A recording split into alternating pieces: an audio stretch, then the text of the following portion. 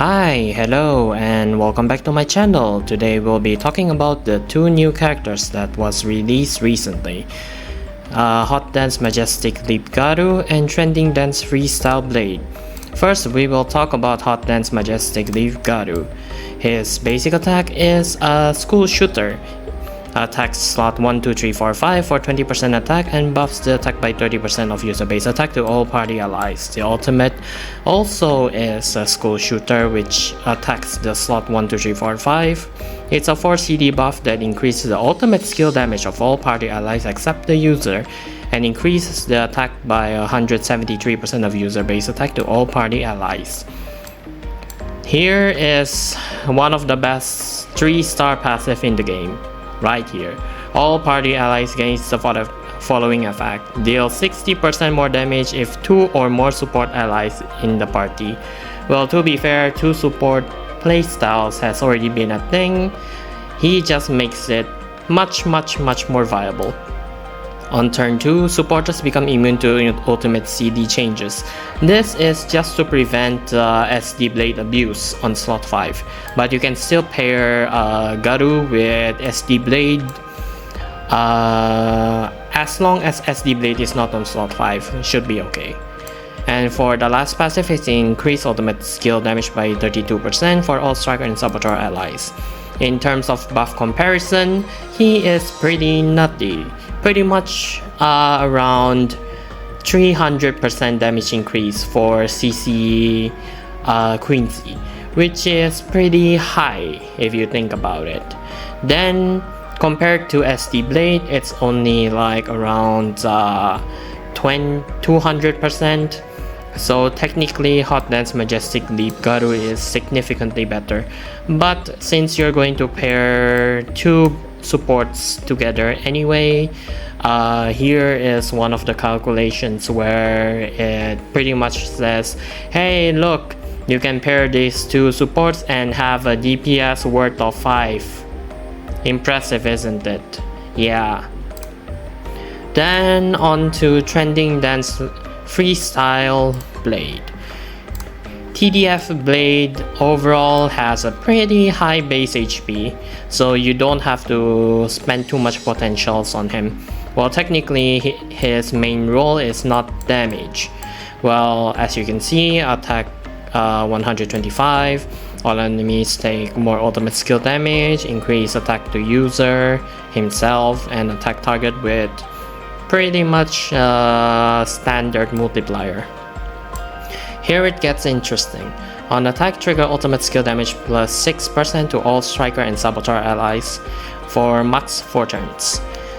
The good thing about this is that it does not, well, technically before he ults, he will definitely get the max stack up, so yeah. Then on turn 1 of each wave, grant all enemies when attack trigger, user takes 2.5% more damage 4 turns. This means if you hit the target multiple times, like let's say the school shooter Hot Dance Majestic Leap Garu, he will technically max, well, technically there is no cap. Yeah, this passive really has no cap, which will technically be 12.5% damage increase. Yes, that's completely normal. His 5-star passive, it's not that impressive. His overall TDF Blade is not meant for his damage. You can just look at this graph table. It's not that impressive. Well, in terms of synergies, however, hold up. Gallery, in terms of synergies, is definitely the school shooter CC Quincy. If you judge me because I don't have CC Quincy, it's because he did not come home, okay? Well, technically, you look at this. Attack position 1, 2, 3, 4, 5, 5, 4, 3, 2, 1, and because of this, well, technically it turns CC Quincy into a pretty strong unit. Around 25% damage increase. 25 plus 12.5. Overall, that's a lot of damage increase.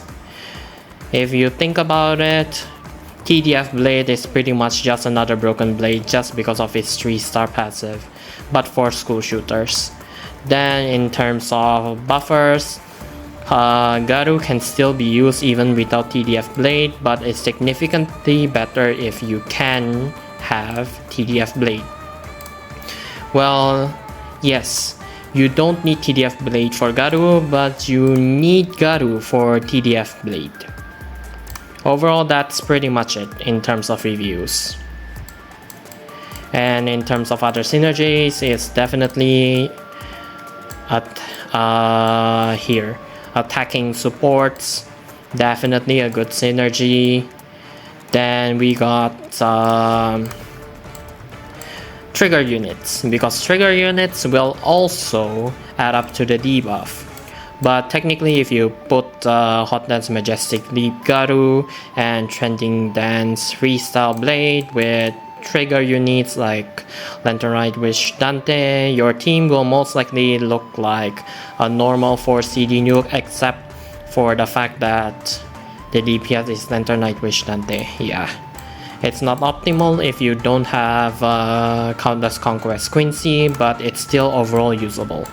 Then we have, well, technically the only thing you won't use them with are definitely normal attack teams or NA teams, and the obvious, what's it called again? Dot teams. Yeah, you won't use them with dot teams. Well, for NA teams, it's pretty self-explanatory because for CD nukers in general, snapshot buffs and snapshotting does not really work well with NA.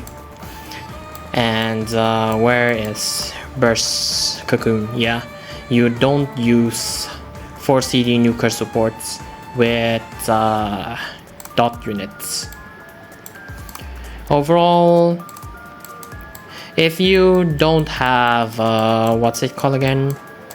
If you don't have Salacious King Iden for making your trials easier, you most definitely can pull for Trending Dance Freestyle Blade. Their damage is similar and most likely also, oh my god, is my game lagging? Yeah, I think my game is lagging. Oh my god, it's lagging. Anyway, TLDR, if you don't have Salacious King Iden, you can pull for Trending Dance Freestyle Blade, and overall he will perform similarly well, but just in a different team. Thank you for watching, have a nice day, and don't forget to stay honey.